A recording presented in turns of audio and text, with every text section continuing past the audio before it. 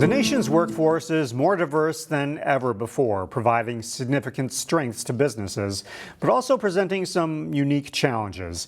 And that requires companies to have a deeper understanding of diverse workplace needs. This week at North Hennepin Community College in Brooklyn Park, there's a special opportunity to learn how to better manage and work effectively with diverse populations. In Newsmakers, Rusty Ray sits down with author Jodi Pfarr, who has presented across the globe and written a book on the subject. So you wrote your book, and I'm going to consult this here, The Urgency of Awareness, Yes. Unlocking the Power Within Individual, Organizational, and Community Efforts. Why did you write that book a few years ago? Because we show up, I think sometimes we're not aware of how much the identities we hold affect how we perceive things. And you and I, we grew up in this societal system that normalizes one identity over another. So if you have an identity that's been normalized, the societal system is geared towards you. And that gives you a different experience than if you hold an identity that's not normalized. The one I always take that's easy and digestible is right-handed and left-handed. If you grow up right-handed, that's been normalized and our societal system is geared towards it. I'm right-handed, and so everything works for me. So when I come to work, I don't even think about it. I sit down at the cubicle, the mouse works, the phone is placed in a place where it's, I can utilize it. I'm dating myself, but a paper cutter works, a pencil sharpener works, all those things work for me. And I never realized that left-handed people have to adjust all the time. Even I used to work construction back in the day and power tools. I didn't realize they're geared for right-handed and manufacturing equipment. That actually people in America die in America because they're left-handed, because the guards for power tools are put on as if you'd use it right-handed.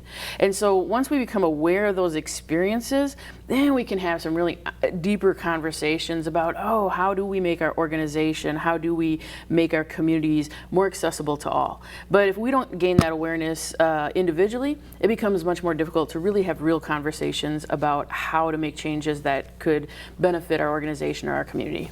Some major events worldwide, certainly here in the Twin Cities, Absolutely. have really pushed this conversation to the fore for businesses of all sizes and all scopes, right? Yeah.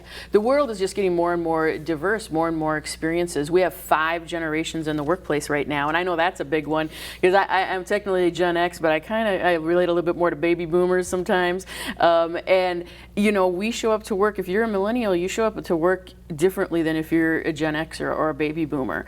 And so 5 different generations with very different experiences. When they come to the work setting, what they think is feeling acceptable is different. And if we don't have awareness of our own experience and how being a Gen X affects how I show up, and then we can't create a rich culture, a positive culture for everybody in our work setting. So yeah, the world's getting more and more diverse. We have more ages, more we're just being exposed to more diversity. So gaining that awareness and having these conversations are just crucial if we want to be an effective community or organization. And it kind of goes beyond just the let's give everybody a Briggs Myers and let's all have some kickball games and bring everybody together. Each company is different in order to get to a place where you can start to have these meaningful conversations. There's a lot of work that has to happen before that even starts. Absolutely. And a lot of work on ourselves. And that's why I'm so excited about this event that's coming up, is because this allows people just to come together, start to gain that awareness, and also just be in dialogue with each other about as they talk. And that leads to rich conversations at the table, because all of a sudden, you're a male and I'm a female, and we start talking about our experiences, and they might be slightly different just based on that identity. Not better, not worse, but different. And if we can start to understand each other, we walk away with new insights.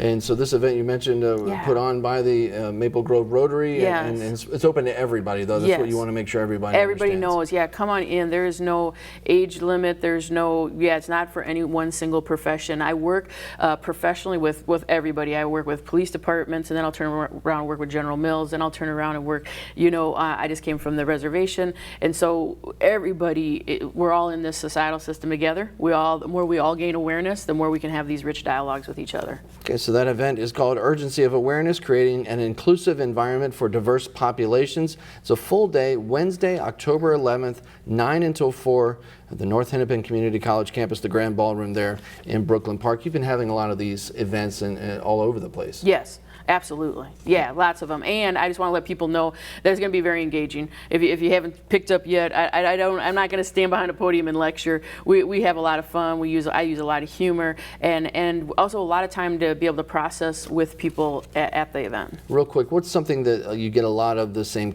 question or comment after one of these day-long events? Does someone come up to you, and is there a common question or even a reflection that somebody's sharing with you?